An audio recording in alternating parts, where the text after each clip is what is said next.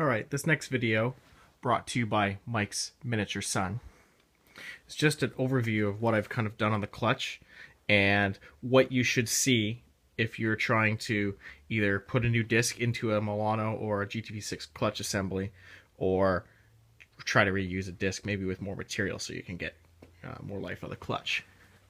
So after you've taken your stone and flattened your pressure plate out the best you possibly can, you know, this is kind of what you want to see. There's no burnt spots, there's no glazing, it's not shiny at all. It's completely rough and actually very, very flat. It's actually a really good serviceable pressure plate now.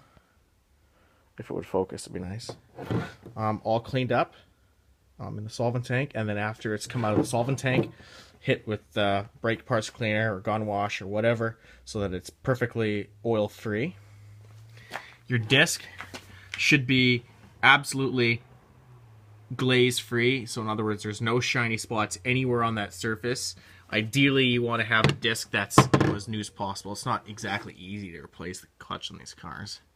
A new disc measures at 9.5 millimeter, and a disc that's slipping and pretty much done measures at 6.5 millimeters. So if you're measuring discs for thickness, keep that in mind.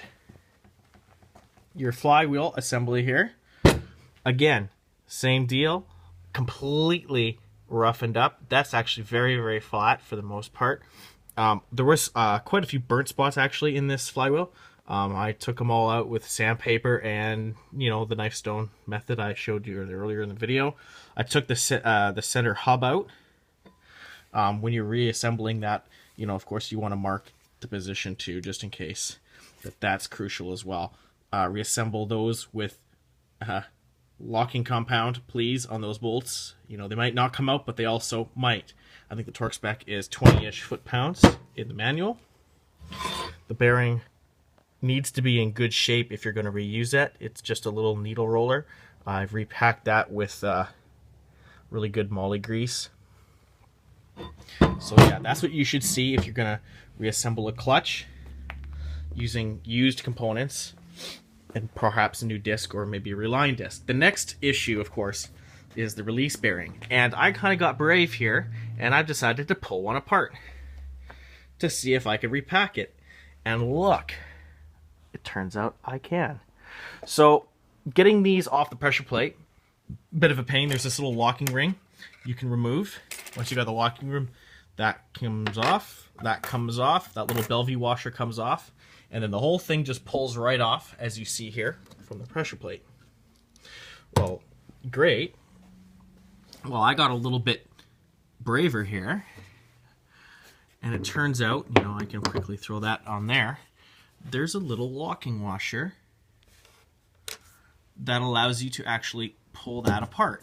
Fantastic. And now I can see all the bearings inside.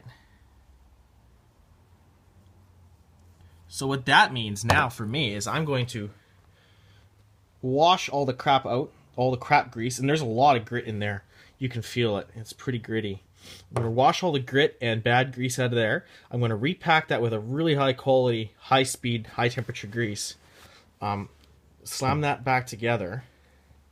And there's a good chance that that's going to last quite a lot longer than if I were to just reuse that bearing now, which is fantastic. Finding these is actually really tough. I think there is actually one place, actually I was researching, I think there is one place in the US that can still sell you a brand new release bearing without buying the whole clutch assembly, which is actually nice. They're ItalianCarParts.com. They're based out of Oregon, I think. So this is actually my high mileage bearing, which is why I got brave and decided to hammer it apart. So once you remove that locking ring, you just take your hammer and you smack the outer radius of that part, and it'll slowly, you know, wiggle its way off, and that's what you see. So once you get that all packed with new grease, put it all back together. Of course, you want some grease in the inside of that on the sliding surfaces, which is why there is those little ridges in there that they're meant to have grease in them for sliding back and forth on the transmission when you use your clutch. So yeah, just a little bit more info for somebody, if anybody cares.